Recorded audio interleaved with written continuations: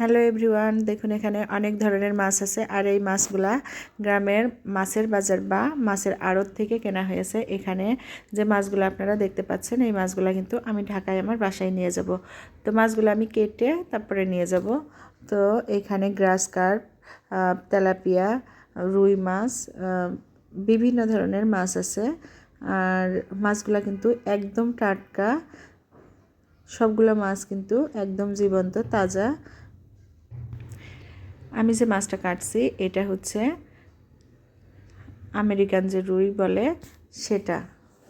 এই মাছটা খাইতে কিন্তু অনেক বেশি ভালো লাগে।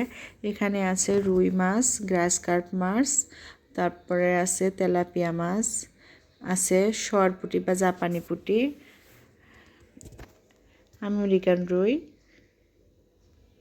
কাতলা আছে, বেশ কয়েক রকমের মাছ আছে। মাছগুলো কিন্তু খুবই টাটকা।